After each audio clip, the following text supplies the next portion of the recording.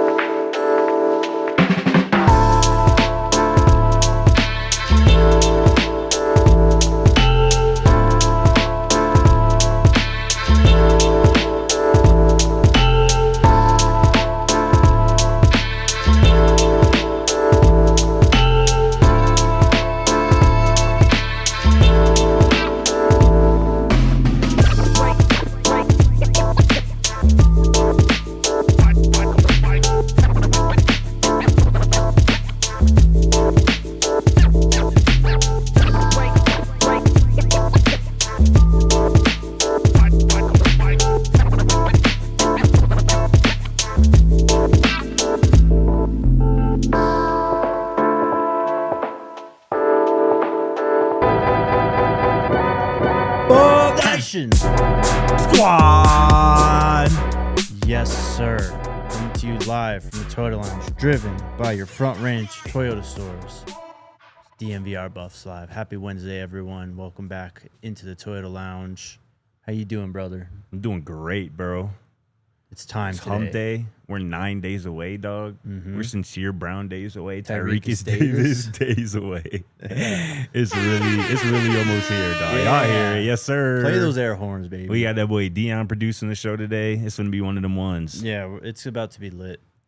There is some other stuff we will talk about. Some changes to the student section in Colorado. Hell yeah. A little rebrand, if you will. Yep. DJ McKinney, Big 12 rankings ahead of the season, on three's top 100 players, CFB selection committee changes that we will see. But, yeah, it's projected starters day. So, third time we've done this. According to my count, it was end of May, beginning of June, the last time we did this. Correct. First time was before spring football, like early March? beginning of March. Yep. Yeah. Yep. So, we'll see the changes, obviously. Yeah. It's a decent amount. There's not a ton, but there's certainly some notable changes. Totally. So, what side of the ball you want to do first? Let's I guess we'll start. No, let's start on the defensive side of the ball because I really think this team is going to be a defensive-led team this year. Let's do it then. Let's start up front with the big boys. Starting with the big boys. So, how we're going to do this? What's up? Flipped. Oh, okay, bet. Yeah. All right, bet. We'll start from the back end first. Yep. So we're going to start in the secondary and with those safeties. I mean, I don't think we've changed these two guys all I was offseason. going to say, not one time. Yeah. These are the two safeties we had in March. These are the two safeties we had at the end of spring. Mm-hmm. These are the two starting safeties we have right now. You see them right there on your screen. Tawfiq Byard, the South Florida transfer, the younger brother of an all-pro NFL safety, Kevin Byard. Tawfiq Byard was a dog last year at USF, excuse me. And we expect him to be patrolling the back end of that secondary alongside Carter Stoutmire, who we saw a lot last year, right? This was, Yep. I forget who exactly it was. I think it was Robert Livingston, though, this spring, who called Carter Stoutmire the Swiss Army knife of this defense. And the reason he called him that is because Carter started at two different positions last year. 7 games he started, 3 at safety, 4 at nickel, obviously in place of Carter, in place of Shiloh at safety, in place of Preston at nickel late in the season. Carter, we were looking at it actually last week as well on PFF. Grades out really well. The highest graded coverage guy on this team last year after Travis Hunter, of course, was Carter Stoutmire. Yeah. And a lot of people have a lot of polarizing opinions on Carter Stoutmire for whatever reason. And I think the reason is the Alamo Bowl sticks out in their mind a lot, which he didn't play well. I think he would be the first to admit that. But right. Carter told us this offseason, this is the first offseason he's really been able to focus fully on safety. And it seems like that's where the focus is. And I really like that safety duo back there. He's in for a big year, bro. Carter, that is. The transformation that he's gone through in terms of his body. And I can't help but think the amount of like knowledge and what he's learned the last 3 years. I mean, gosh, man, thrown into the fire playing cornerback in 23. Yeah. Dealing with that shoulder injury and playing through it for most of the season. And then coming back last year, you know, you're already kind of in the doghouse for a lot of fans at that point, right? But comes back last year, fills in for Shiloh after what was kind of a gut check type of injury, you know, when that one happened. Right. And he's even got some nickel experience. Like, he's got to be close to what Shiloh was for Robert Livingston last year in terms of just knowing what they're doing back there. And I wouldn't be surprised if you see Carter just constantly pointing around, walking around, telling everyone what to do. But yeah, him and Tawfiq are going to just completely kill it back there. They got to do that, and I think that's going to be a big part of this defense. It is the communication part, and Carter and Tawfiq have to be a part of that. I think Tawfiq is a over communicator, and that's exactly what you have to be to kind of quarterback the back end of that defense. And I mentioned before about Carter, like, people forget when he came in for Shiloh, when Shiloh got hurt in that Nebraska game last year, and he started those 3 games for Shiloh. People were really impressed. People were really liking what Carter Starmer was bringing to the table. And I think now back at that spot here in 2025, we're going to see him now as a junior, having already had experience as a freshman, had experience as a sophomore. I think we're going to see the best version of him this year. And I think the same for Tawfiq Byard, who I think Tawfiq Byard might lead this team in tackles, similarly to how Cameron Suman Craig, you know, kind of did each of the last 2 years, or at least was in that top 2 or 3 on the team. I think Tawfiq Byard, again, I think he might be a future pro. Like, I really like everything about him, his mental makeup, his physicality, you know, just the way he plays and his mindset. I really like this safety duo, and they're going to be coached by somebody who knows how to coach them safeties. Robert Livingston know what the hell he doing when it comes to coaching up safeties. Totally. I mean, with Tawfiq too, just player of the spring. Like, don't forget about that. Like, he, at least the spring game, like, oh yes, bro. He was running around out there, hair on fire. Yes. I mean, it literally looked like Cam never left in some ways. No doubt. So yeah, big time. And I think it just shows not just our confidence, but the coaching staff's confidence. Yes. This never wavered all off season. For real. It was Carter and Tawfiq. Yes. Everyone else is fighting for second string. Yes. So, you know, Terrence Love, we'll see if he gets in the mix. Ben Finiseth, I do expect him to play quite a bit more this year, of course, on special teams, but I think he'll get in on some defense. John Slaughter as well. He looks all right out there, and I expect him to kind of be in the mix as well, and at the very least provide some real quality depth at safety. All right, let's keep it rolling. Next up, sticking with the secondary, we got the cornerbacks.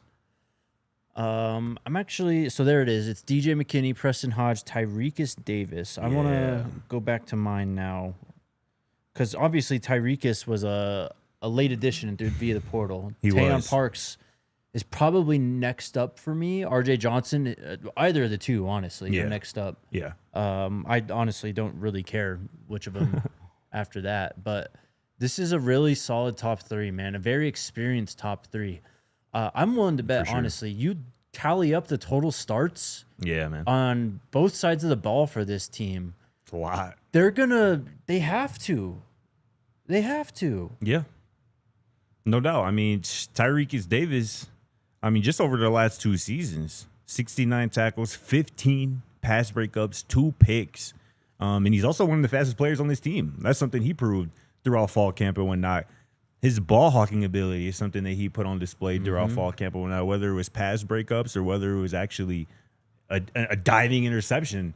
In one case, like, Tyrekus Davis has shown to the ability to always be around the football and always get his hands on the football. And I think that's why he is my starter now, that third corner, where I had RJ Johnson coming out of the spring. I think that was obviously before Tyrekus had transferred over. But I think Tyrekus Davis is just really impressed. And it's also just, you were talking about that experience, right? He's played a lot of football. He's so much. Former JUCO teammates with Preston Hodge, who he's going to be out there starting with potentially. And RJ Johnson, who I really like, is still a young guy. You know, he didn't get a lot of defensive snaps last year. He obviously played the most special team snaps on the team last year, but I'm not giving up on RJ. I think he's still firmly within the top 5 cornerbacks on this team, along with those 3 that you see on the screen, in addition to Tayon Parks as well. So that's a really That's a strong top 5 of cornerbacks. You know what I'm saying? And you're going to need at least four that you really trust. We saw that last year with, the role that Colton Hood played late in the season. So I really like where this room is at as well. Yeah, and so we did put Preston in the slot there. I think they probably have 3 players that they could put in the slot and I'd feel okay with, but either Tyrekus or Preston. And I think you have a plus player on your defense starting in that position. Yeah. The fact that you get them both out there, you might say that, I don't know, maybe they could have more length out on the perimeter. But, with Tayon and RJ, like, either of those guys are so lengthy and just for sure able to play the ball from wherever they are in terms of being in phase or not. Like, I think that there's just so many options and so many things you can do with this secondary. And again, just the amount of starts and playing time, they're going to be the captains of this defense, and they're going to be the reason why they're going to be so successful this year, I think. No doubt. And again, Teion Parks led the Missouri Valley Conference in pass breakups last year with 11. He was also another guy who was consistently around the football. I really like this top 5 in this cornerback room. And don't forget about Noah King, a true freshman either. Yes, of course. And then we'll see if we get anything out of Makari Vickers. Yeah.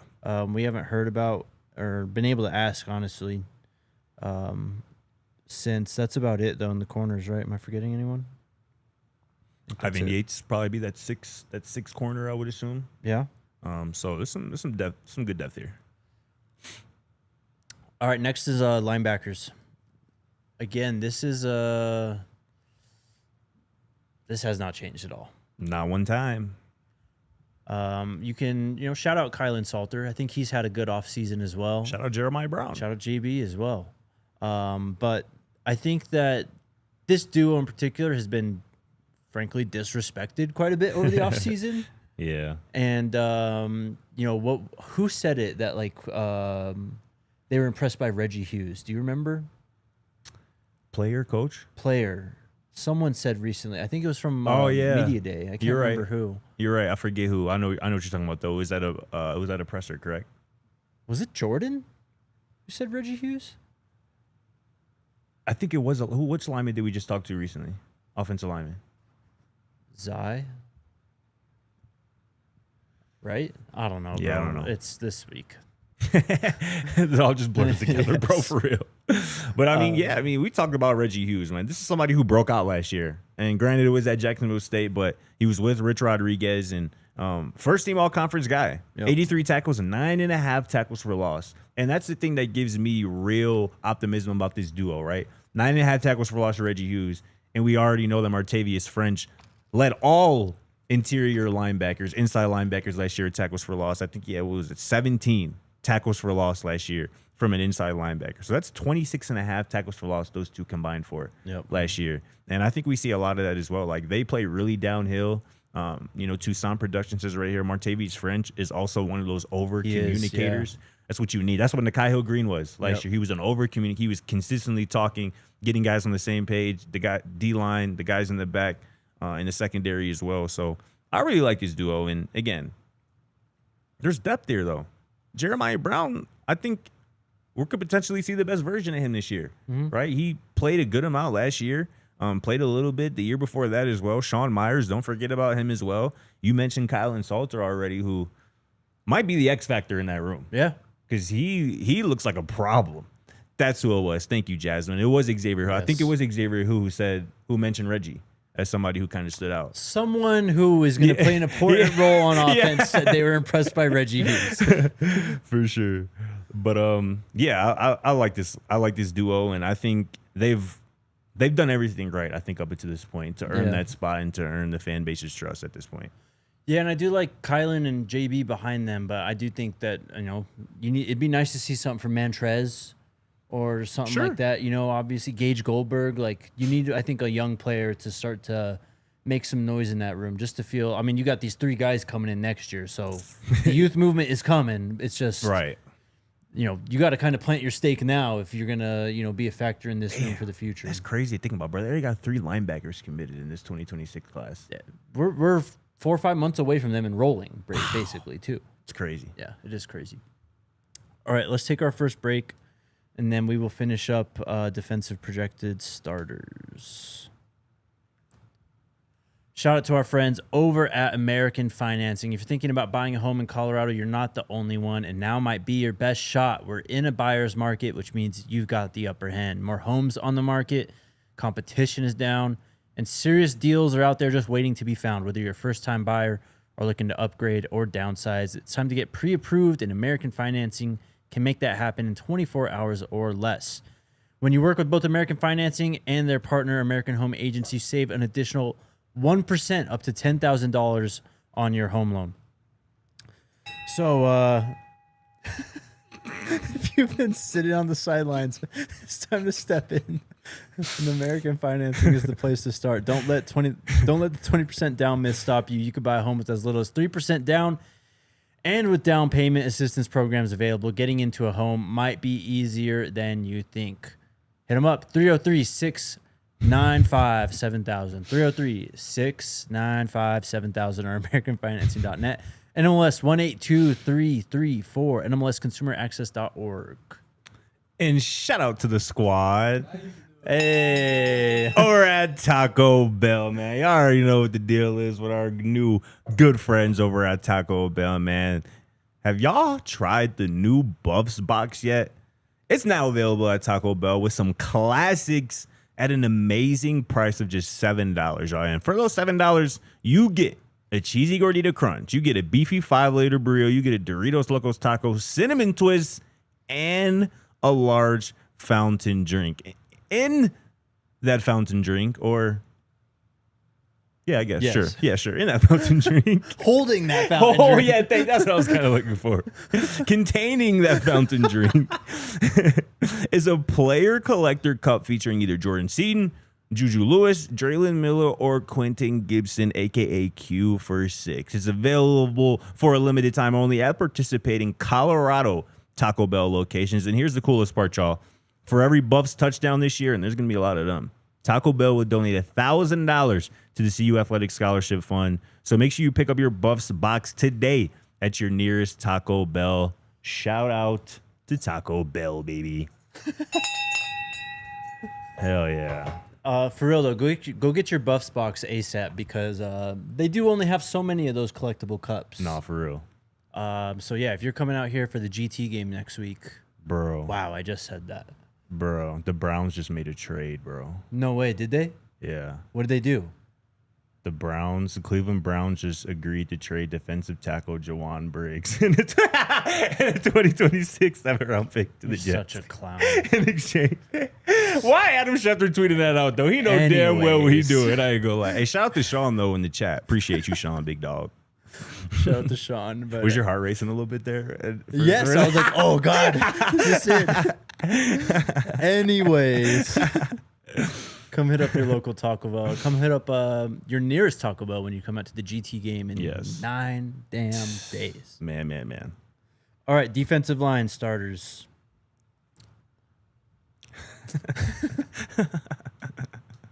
This guy's a comedian, man. All right, no surprise. Arden Walker, Amari McNeil, and Quinn Barnes, and then Sam Okunlola. All right, so I had Jaheim Otis obviously a couple times. Well, who knows what we're gonna get this year out of him? We'll find out in a couple of days when they start. But the other edge position opposite Arden Walker. Yeah, this might be where the only real debate happens on this show. Because I think it's Quincy Wiggins who starts. Okay. And you guys picked Sammy. You're going with the incumbent, right? Sure. I think he had 3.5 sacks last year. Sammy said he had 3 sacks last year, 7 tackles for loss. You know, he started 10 games for this team last year, right? Mm-hmm. He obviously earned the trust of this coaching staff and whatnot. But I can't blame you at all for thinking Quincy Wiggins could potentially start or just be a real rotation piece, like play a lot, because he has been one of the biggest winners, I think, of this spring and fall camp included. So I don't blame you at all for that. But I just think I really like that duo of Arden and Sam. Arden, I think I said yesterday, I think he might lead the conference in sacks this year. Totally. I think he's definitely going to get to or be right around double-digit sacks this year. So I really like that as well. And I believe I did have Otis as my starter post spring coming out, but Anquin Barnes has arguably been the biggest winner of fall camp. You know, when Sapp said, hey, I told him, if you better get on 310 pounds or he ain't playing for me. And that's exactly what Anquin Barnes did. Lost 30 plus pounds this offseason. And he was already in the rotation last year. Remember, he had Anquin Barnes had the pick in the Alamo Bowl, a big play that didn't have a lot of big plays for the Colorado football team in that game. But Barnes down to a weight where he can really run sideline to sideline with. It's just something that Coach Pecco mentioned as well. Barnes is a huge stock up guy for this defense this year, and I really like that starting four, that starting front seven, and this defense as a whole, man, is I think going to be really, really elite. Absolutely. I mean, when you lose someone like Chidozie and you get an offseason like you did out of Anquin Barnes, I mean, that's kind of what you dream of as a coach, as a program, really. Thanks. That you get that kind of growth over an offseason. So he's going to have a massive role. Amari McNeil, that's your guy. I mean, he's kind of like Arden, where it's just steady the last 3 years, like, and just steadily building towards where he's at right now. I think he's going to have a big year as well. To go to Quincy, though, and Sam, and look, all due respect to Sam, I'm not saying Sam is bad or anything. I'm not trying to say this. I just think that what Quincy brings to the table in terms of physicality, length, and that just like overwhelming power ability. Like, I view Sam more as like a finesse-ish type of rusher, right? With the bend and all that. Sure. And I think that exactly why Arden has become so reliable for this defense is because what he can do in the run game, which is, you know, resetting the edge, holding the line of scrimmage. I think you get more of that out of Quincy Wiggins than you could out of Arden Walker, or I'm sorry, Sam Okunlola potentially. Sure. I think you might give Sam the check mark when it comes to pure pass rush, for sure. Yeah.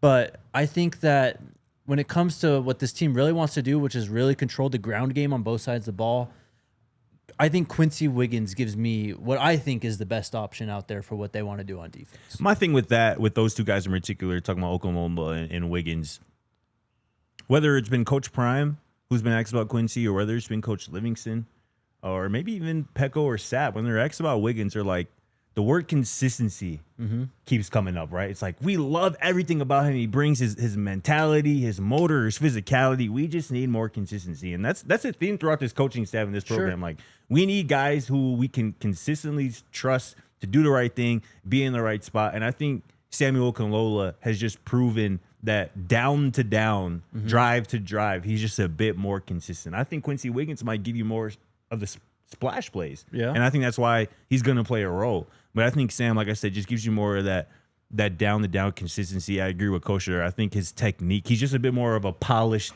football player at this point in time, right? Which, you know, again, there's no knock on Quincy because I think he has the physical attributes on his side. But, you know, Keaton Wade is another guy who could potentially be that guy. Hey, do not sleep on Brandon Davis Swain. Don't do it. He's going to play early and often this year. Yeah, for sure. This defensive line is the strongest, deepest unit on this team, bro. Yep. I had a mailbag yesterday where I was answering a lot of questions from our people in the Discord and our people on Twitter. Go check that out on thednvr.com right now. Just published it yesterday. But that was one of the questions. It was like, what's going to be the strength of this team this year? And it's the defensive line for me. Yep. With multiple, we haven't even talked about Graville Lightfoot or Tavian Coleman. Big TC coming back, or Big Torian Carter, Tawfiq Thomas. Yeah. You know what I'm saying? Like, this defensive line is going to be the strength of this team. I really think that. I think this team could potentially lead the conference in sacks again, and I think they're going to be even more improved in run defense as well. And that's going to be a big boon for this team. So just to go back real quick to Quincy and the consistency argument, I would argue like that's – I don't think the coaches are like calling him out with that, though. I think they're maybe. I don't either. No, I know. I'm not saying you are, Sure. but I don't think it's more of like a bad thing, of like he's just hasn't been as consistent and like reminding him through the media. I think it's more of we know Quincy's had a great offseason. Yeah. We want to keep this trajectory type of thing. We don't want him to slip back to whatever he was last offseason, where you know he's obviously made great strides. I think that's why you start to hear that a lot. Why Coach Prime is so encouraging with him, because I think they want to just keep him on the path that he's showing, as opposed to maybe he hasn't been as consistent. Because I would argue, honestly, he has been pretty consistent this offseason, at least going back to the spring game till now, like, Yeah. I think that the fact that he's still like high up in that rotation shows that they're like, all right, like this is kind of a position battle here. Because it started in the spring. Yes. And it's continuing in the fall where he's still getting kind of first team reps. And, remember back in the spring, Coach Prime said, I see so much in him. And I feel like this is going to be his breakout season. Yep. That's what Coach Prime said about Quincy Wiggins back in the spring. So, I wouldn't be surprised at all if he was that first edge guy out there alongside Arden Walker. But yeah, to go back to your point, just on the defensive line in general, it's really insane, honestly. Again, kind of like the secondary we were talking about, the amount of starts that you could put together from this defensive line, from these transfers that they've brought in as well. I mean, again, look at it from just top to bottom now. This is such an experienced defense. This is not like a traditional third year of a program type of defense. This is pretty rare, in my opinion, to have this much experience, this much talent, and just this much like cohesiveness too with Robert Livingston, what he brings to the table in what is only 2 years under him, but a third year in the program under Coach Prime. It's pretty remarkable stuff. I mean, just trying to go through it quickly, like Carter, we talk about it, he started 9 games or 7 games at 2 different positions last year. Tawfiq started every game at last year. The 2 linebackers started every game at their respective spots last year. DJ played the most snaps on the team last year. Preston Hodge started every game. Besides Travis, right? No, DJ McKinney played the most defensive snaps on the team last year. Oh, okay. Yeah, I see, yes. Defensive snaps, you're right. Total, obviously, would have been Travis. Preston started every game before he got hurt. Tyreek was just starting every game at Wyoming. And up front, I mean, those are guys who played a lot of football for Colorado last year. So it's a lot of experience and a lot of depth. We love to see it. Any other takeaways on the defense, really, before... I mean, I don't know, maybe first up on the defensive line after those 4, if you want to get into that or whatever. I was just going to say, I'm excited to see Robert Livingston in year 2, man. Yep. I think my first show here with you guys, I said that I can see Robert Livingston becoming a star. And I think he's done that. Yeah. And when he told us just a couple weeks ago that, this defense is going to do a lot more of the NFL stuff this year. Yeah. I'm really interested to see what that looks like. I think that includes a good amount of a lot more zone coverage than what was played last year, because you don't have the Travis Hunter, you know what I'm saying, who you can just leave on an island. He's in man coverage. I think we're going to see a lot of more zone coverage, a lot of more switching up looks and whatnot. So I'm just really excited to see Robert really getting his bag a lot more and see how this defense gets more gelled and more cohesive in year 2 in his scheme. And honestly, I love it for him, but Coach Hilo too, man. Yeah, definitely. I mean, I think that he was something, we obviously had him a lot on the pregame show last year. Right, we got to talk to him like 3-4 times, I think. But when it comes to what Colorado did really well last year on defense, it was getting after the passer, one. But it was fitting the run game. And it was making sure that they didn't let these run games, at least when it comes to the running back specifically, Devin Neal aside, to let them take over games, right? They did struggle with the quarterback run, obviously, but I mean, the way that those linebackers were quickly processing and coming downhill and just instinctually flowing to the football. Shout out to Coach Hilo and what they've been able to do in that front 7 in general over the last 2 years. I think that's a future head coach. I think I've said it before, and I think his his promotion this offseason and just hearing from him a couple weeks ago at the podium, like that's a future head coach right there. Yep. And he's getting the most out of that edge room, and the coaching on this defensive staff is truly unreal. Yep. It's truly unreal. And then honestly, again, one last shout out to Brandon Davis, Swain. BDS. Just be ready for that one. He's ready, man. I feel like he's hungry. Yep. And he knows he has it in him to ball out at this level. And once he gets his opportunity, it's going to be a show. When did this show start? This show started 29-ish minutes ago, Don Peasy. You're about halfway through, brother. Alrighty. Let's get to offense. I feel like, honestly, there's not as much unknowns on the offense. There's really not. So we'll get to it, and we'll get to some other stuff as well on the other side of this break. Shout out to the squad, our good friends over at Bet365, man. Listen, it's football season. College football week 0 begins this weekend.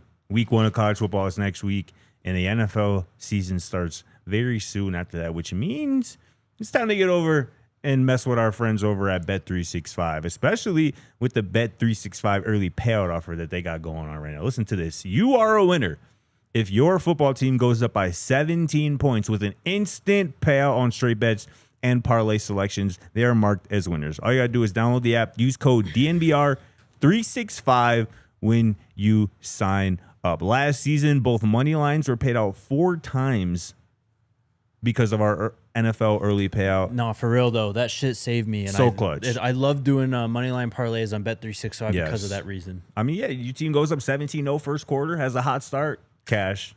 Don't even worry about it no more. And this applies to college football as well. It's not just the NFL. So make sure y'all go mess with our friends over at Bet365. New customers now get $150 in bonus bets when you bet $5 win or lose. Sign up, use the code DNVR365, deposit $10 and place a bet for $5. You get $150 in bonus bets if your bet wins or loses. Bonus bets can be used on the spread, totals, player pops, futures, and more. Whatever the moment, it's never ordinary at Bet365. You must be 21 plus and physically located in Colorado. Please gamble responsibly. If you or someone you know has a gambling problem and wants help, call or text 1-800-GAMBLER.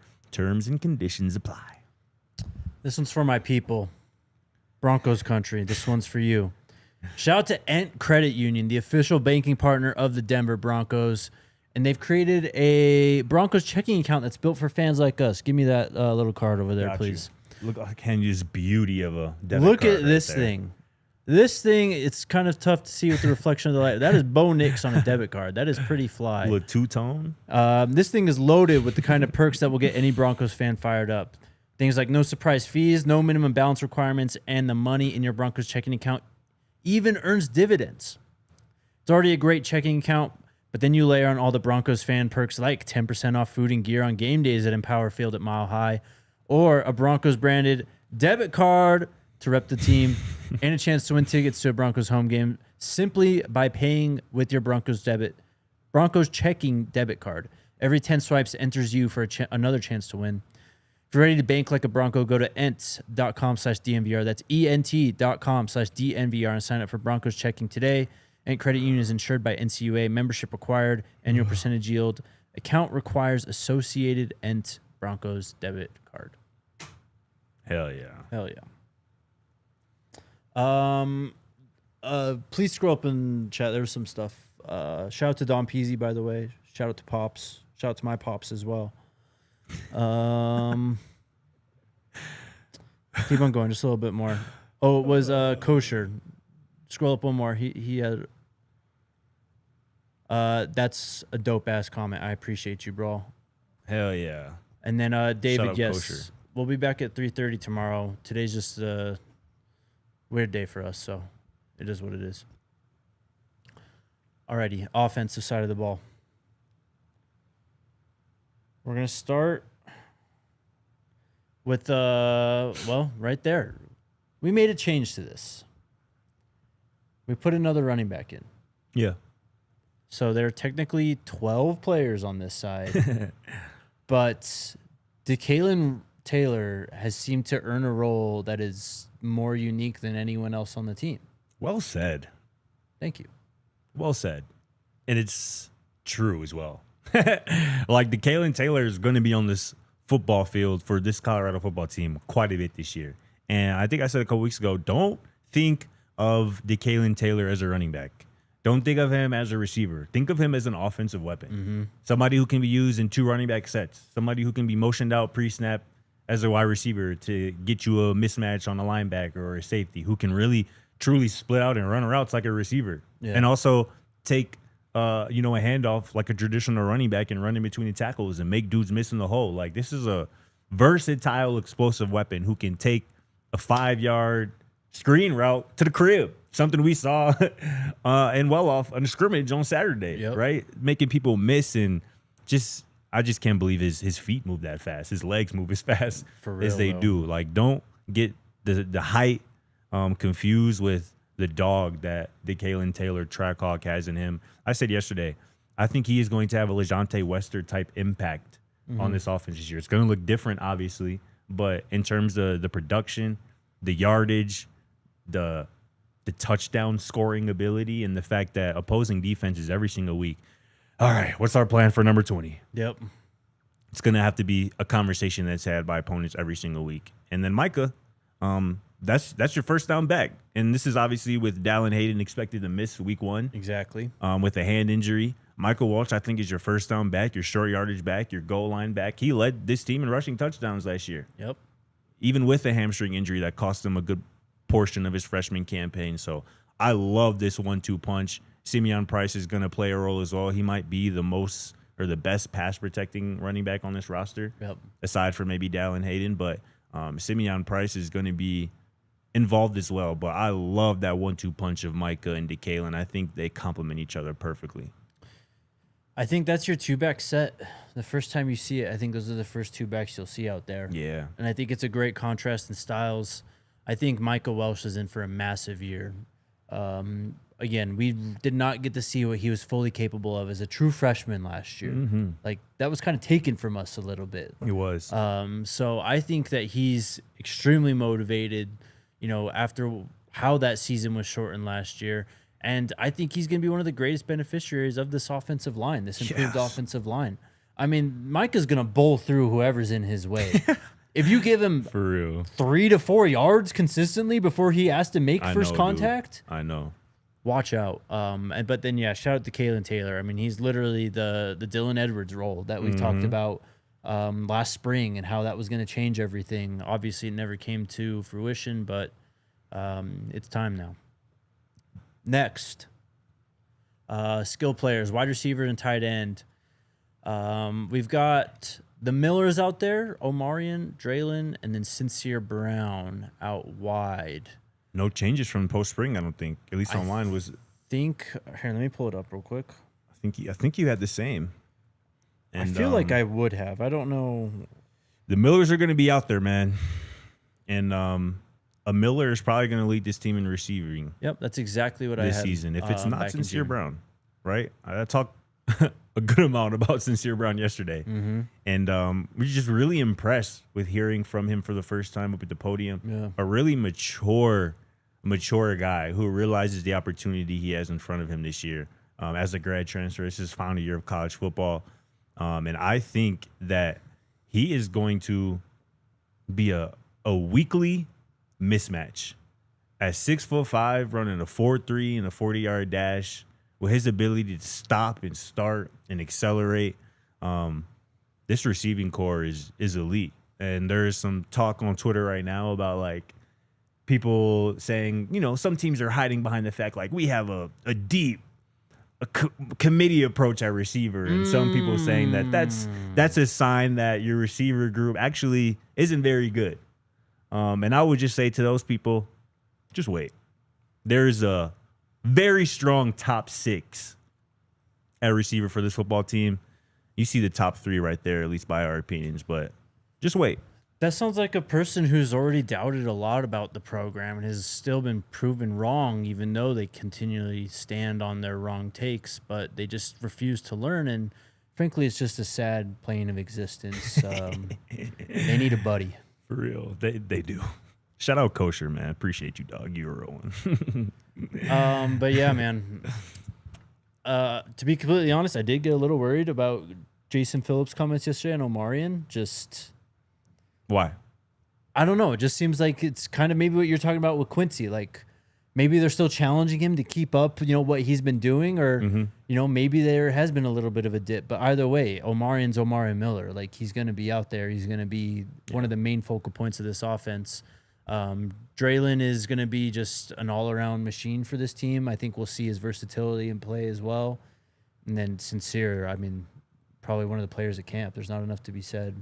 And I think about him. And I think Draylon kind of makes it hard talking about what you're talking about Omarion, because Draylon is the model of consistency. Mm-hmm. You know what you are going to get out of him every single practice, every single game. He is going to be in the right spot, going full speed, doing exactly what he's asked to do on a given play. Yeah. And I do think, I agree with you. I do think there is some part of Jason Phillips and that coaching staff where it's like, we just want O to be what he can really be. And to be what he can really be, it's what Travis was last year in terms of giving it 100% every time you're out there, whether it's practice on a Tuesday or whether it's game day on a Saturday. You know what I'm saying? Like we have to, as a coaching staff, believe that no matter if the lights are on or if there's nobody at practice, you're doing what we're asking you to do and you're doing it to the full of your abilities. But even with all that said, I think O is still going to have the season that we all expect him to have. Totally. To use his words, a Heisman type season. So I'm not too worried about that, at least at this moment. But you mentioned someone got JoJo behind him, Hakeem Williams, bro. It's just Isaiah don't Harge. sleep on Isaiah Harge. Yeah, exactly right. You can't, and don't forget about these freshmen either, because Q46 gonna make a play in the game this year. Of course he is. He gonna make a play in the game this year. I'm telling you that. Caleb Mathis too, man. Chat, just be nice to each other. Y'all can disagree. Just be nice, please. Then Zach Atkins at tight end. I mean, I think this one's quite clear as well. Shout out to Savell. I think that the coaches have really been impressed by him over the last 2 years and have really grown to trust him, and he's carved out a role for himself, I think. And I think that's your second tight end out in 2 tight end sets. Yep. But also shout out, to Brady Kopetz as well. I think you're going to see Brick quite a bit. I wouldn't. Charlie Williams, we'll see. Corbin Lazier, Zane DeSouza, that room's got a lot of options as well. Definitely. And it's already been teased that multiple of those guys are going to be on the field, and you're going to see some different stuff out of this offense and the tight end position in general this season. No doubt, man. I'm so excited about what Zach Atkins is going to do this year and the impact he's going to have on just changing the identity of this offense from what it was last year. Consistently having 4 and sometimes 5 receivers on the field to having not just a tight end on the field, but like a really good, versatile tight end who can line up outside at receiver and run routes and make catches and make dudes miss after the catch, and somebody who can act sometimes as a 6th offensive lineman and move people off the point of attack. He talked about, Zach did a couple weeks ago, lining up sometimes to Jordan Seaton or Larry Johnson. They make my job easy. I'm sure. Because them boys is massive. You know what I'm saying? And his ability, I think he also said, Zach did last week, I'm trying to find a quote where he was just like, what I do best is catch footballs and score touchdowns. Hell yeah. And that's exactly what the hell this football team needs from his tight end position this year. I think, I've said this before, but I think Zach Atkins, at season's end, we could look at him as one of the most impactful players on this team this year. Yep. All right, to the offensive line, to the trenches we go. And again, there's no real changes here. It's Jordan, of course, Xavier Hill. We're sticking with Zarian McGill, Zai, and then Larry Johnson III. This is going to be one of the biggest offensive lines in the Big 12 and in all of college football this year. Again, with tons of starts and high-level experience, not just from Jordan and Larry, but Xavier and Zai as well. That interior of the offensive line is going to be greatly improved. And in my opinion, that's been their biggest deficiency over the last 2 years, is those guards positions. Shortest way to the quarterback is a straight line, point A to point B. And if you don't have good interior line play, that's why you saw Shador just doing whatever he could, running whichever direction he could, really, to get out of there. But these guys are big. I think they have an edge to them, some nastiness. Yes. I think that they trust each other. Most importantly, they really trust each other, and there's a real bond among those 5. Yeah. Not even those 5, among, I think, the top 8 or so in that room. I think the coaches and the team are really pleased with what they've seen from a lot of those guys, not just the top 5. So the depth will be better, and just the top end ability will be better this year too. If you just throw that up again real quickly, I just did the math quick. Do you know how many combined starts that starting 5 has in their career? Oh, Jesus. So there's 13 on the left tackle. Yep. 36 at left guard. There's probably another 30 or so in center, another 30 or so at right guard, and then Larry's probably giving you 6 total, maybe even less than that. Larry hasn't started a game yet. He's played in 15 right. career games, but he hasn't started. It's 98, bro. Yeah, that's insane. 98 career starts between that starting 5, and it really is just that starting 4 from left to right, ending with Chrysler. 98 career starts, bro. That's a ton of experience. And that interior trio obviously has the 85 combined starts. All 3 of those guys from Mississippi. I wrote a story recently about their connection. They, specifically Zai and Xavier, who we've talked to about it, they they really relish in the fact that they're here from Mississippi. They're Yep. here as Mississippi boys together, and they're trying to put Mississippi kind of football players on the map. As I said a couple weeks ago, like, people don't really recruit Mississippi for real unless you go into Ole Miss or Mississippi State. And I think this offensive line, man, is going to be the most improved unit from last year.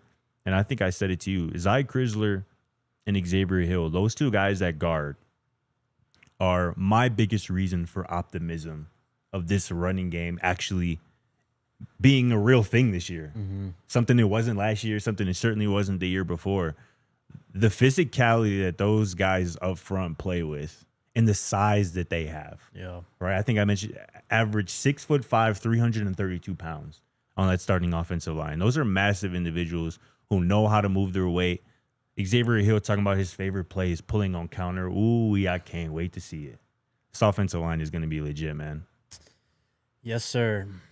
And the man who's going to steer the ship at quarterback, we've got Kaidon Salter. It's going to be, in my opinion, this is just completely my thoughts here. I think Caden's in for a massive year. I think that you're going to see stats closer to what they were 2 years ago at Liberty than as opposed to last season.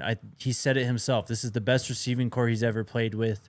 I think Coach Prime is really embracing and not forcing, but allowing Kaidon to really utilize his strengths well in terms of attacking deep downfield and running the football. I think that you'll see some of these adjustments that we've really been dying and hoping for in terms of movement of the offense, option game, RPOs. It's going to look like, I think the greatest compliment I could say is it's going to look like a college football offense. Yeah. In every sense of that word, where it's going to be fun to watch. And I think that a lot of players really respect him, how he approached this competition, how, him and Juju have kind of just formed like a brotherhood more than anything. Yeah. Definitely not combative at all this offseason. Nope. So Caden's been kind of a godsend for this team in many ways, and it's about time he's going to do that on the football field for real too. His leadership is really shining through as of late as well. And that's something obviously Shador brought to this football team in bunches, that leadership. And I think we've seen as Kaidon kind of gets more comfortable in this offense and with this team and in the facility and whatnot, we've seen his leadership be taken up a notch because his play out there speaks for itself, right? You mentioned in 2023, almost 4,000 total yards, 44 total touchdowns. I keep bringing up this stat, but over the last 2 seasons, no returning FBS quarterback has more total touchdowns than Kaidon Salter over the last 2 seasons. That's 66. And one thing Coach Prime mentioned this offseason, when he was asked about what he's looking for in terms of this quarterback competition, he wants a winner. That's what Kaidon Salter has been throughout his college career. 21-5 as a starter. Got Liberty to a New Year's Six Bowl. Yeah. Couple years ago. This was a Conference USA MVP, the Group of 5 Player of the Year a couple years ago. I think if Kaidon Salter gets back to some of that 2023 form, and I think he absolutely can and will based on the improvements in coaching and personnel around him and pass protection, the weapons outside, he could potentially be a dark horse candidate for the Heisman Trophy. I think that we'll not be the only ones saying that at a certain point this season. And, bro, it could happen. That narrative could begin next weekend. That could be the talking point next Saturday or that following Monday on all the national shows. Like, does Colorado have another potential Heisman Trophy winner? That's what it's going to take. One vintage Kaidon Salter performance against that Georgia Tech defense, and the whole college football world is going to be awoke. Can you imagine how crazy Folsom would go next Friday if he just rips off a 70-yard touchdown? I mean, seriously. Oh, man. It'd be, earthquake status almost. Yeah. Like, that would be so massive for this team. Man. For real. There it is. There's your projected starters on the offense now. Dogs. Again, I feel good about where this team sits right now. And, we'll do official predictions for the GT game on pregame on Thursday, but I feel really good about where we're at. All right, a couple things to talk about today before we wrap up. The Senior Bowl top 100 top 300, is out for this football season. Just names to watch out for ahead of the upcoming NFL draft and offseason. This is a rough way to kind of look at it. I mean, the Senior Bowl isn't the same anymore, honestly. It's really not. The Shrine, I mean, they bit out a big chunk of what made the Senior Bowl special, I think, the last couple of years. Definitely. So whether it's the Shrine or the Senior Bowl, I think making it to either of these is massive. And DJ McKinney is the only buff on this list. And, yeah, obviously. Hell yeah. Next up, we got changes to the CFP selection committee. So Heather Dinich from ESPN published this early this morning. Headline, CFP selection committee to use enhanced metrics. So obviously the first rating comes out at the beginning of November, but some different stuff is going to be added in to kind of help them make decisions on setting the field for this year's playoff. Straight from the article here, a new added metric of, quote, record strength will help the committee determine how teams performed against their schedule, rewarding those that beat high-quality opponents while minimizing the penalty of losing to one. These changes will also provide minimal rewards for beating a lower-quality opponent while imposing a greater penalty for losing to one. Obviously, this stems a lot from just the SEC conversation last year. Yeah. Particularly Alabama and Ole Miss. But am I right in remembering that Notre Dame also lost to Northern Illinois last year in the Outer Conference? Oh, yeah. And so, yeah, that threw a wrench in some things as well. Mm-hmm. It kind of worked itself out later on, but that loss was looming for a while. I mean, shoot, Ohio State, the national champion, lost to Michigan before they went on to play for a Big 12 title, right? Or they didn't play for a Big 12 title because it was Penn State and Oregon, right? Big 10, you talking about? Yeah. Yeah, you're right. Exactly. So it's crazy. The national championship was Ohio State and Notre Dame. It's crazy that both of those teams who played for a national title had losses in that season, which 5 years ago would have ended their season. Yeah, totally. I mean, losing to NIU. A team losing to NIU at home and playing in the national championship that same year, it would just be unheard of years ago. I mean, and same with that Ohio State game. Like Michigan-Ohio State has determined so many Big 12, Big 10 champions just that game alone before they even instituted a championship game. Yeah. And it's obviously determined, I mean, I remember Michigan, 2006 when Ohio State beat them, and then they were the ones who went on to go play that Urban Meyer Florida team.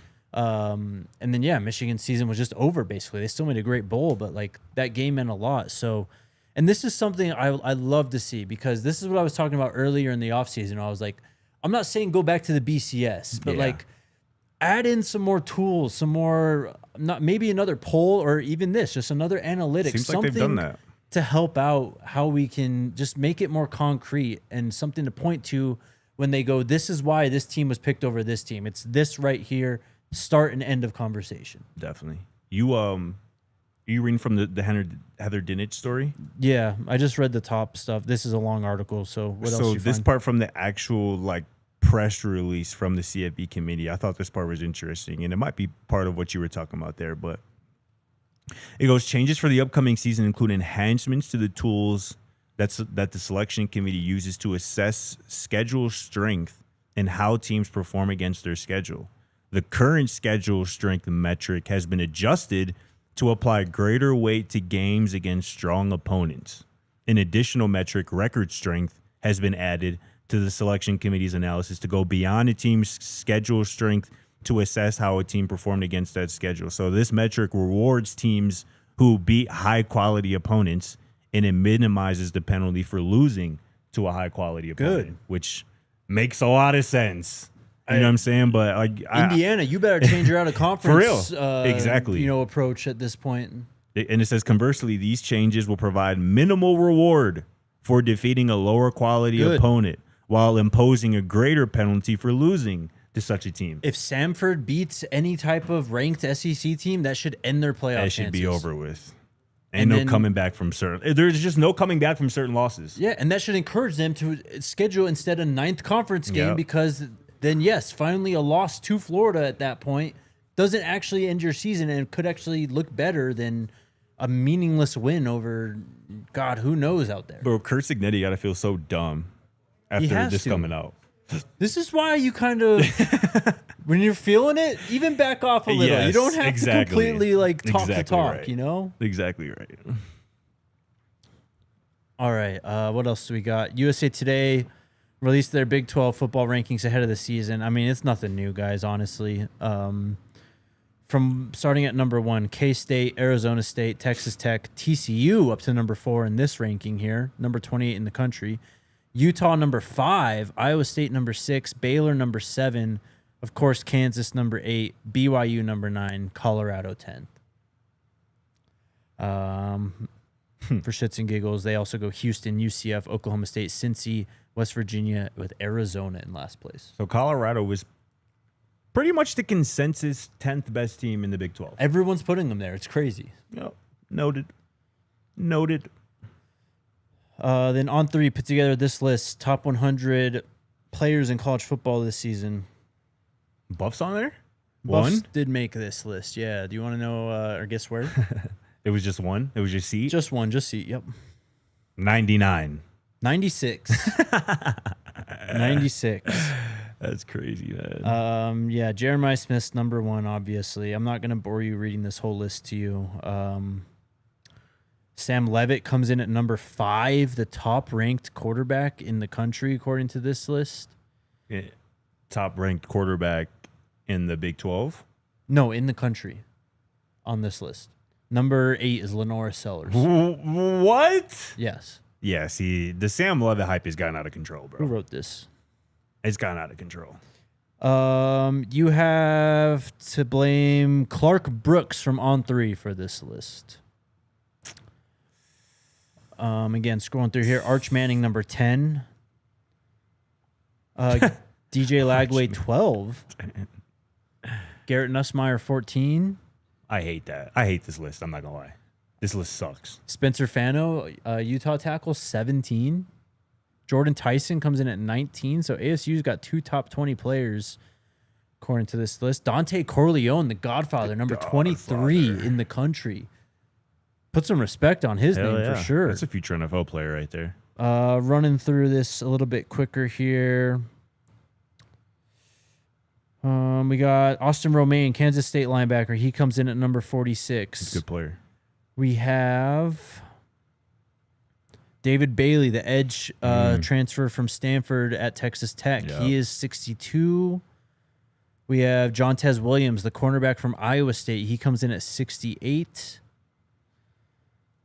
And then we have Caleb Lomu, the tackle opposite of Spencer Fano, 86. Josh Hoover right behind him at 87.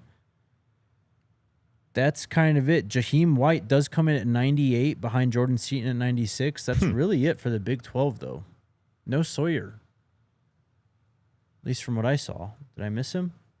Nope. No Sawyer Robinson on this list. Too busy praising Sam Levitt to even notice. No Sawyer Avery Robertson on this list. Who else? Rocco even? Rocco? No Rocco. Caden obviously did not make this list. Josh Hoover? Hoover was on the list. Oh, he was? He was on the list, yeah. He comes in at 87. Okay, all right. That's about it, though. That's wild. I think that's all I got, bro, unless you have anything else. Did you see... Oh, yes, go ahead. Jakey? Yeah. That the after 20-plus years of C Unit, Colorado Student Section is rebranded, and they are now called The Charge. I have zero thoughts on this, but Dion, put on the mic. I want to hear your thoughts on this, bro. What are your thoughts on The Charge? I think we need to leave it as C Unit. You know, they're a unit. They stay in black, and that's the unit that's going to carry us. So it's whatever, though. We'll see what the new rebranding looking like. Yeah. There you go. The man has spoken. Do you have any thoughts on the matter? Nope, but Arden Walker does. And? He says, I like it. There you go. He says, this is a great rebrand. Arden Walker likes the charge, which is like I don't know how I feel about the name, but at least there's an effort to, you know what I'm saying? Yeah, sure. To get people out there and whatnot. So I'm cool with that. I mean, RK would have a way more background on this Yes, stuff for sure. than us. So we'll get his thoughts on this tomorrow. Is that it, though? That's all I got, brother. What the chat talking about? Real quick. Don Peasy got one. So we're going to go to overtime, and then we'll do these. If you're watching on your television, head on over to thednvr.com. We're going to wrap up the show over there.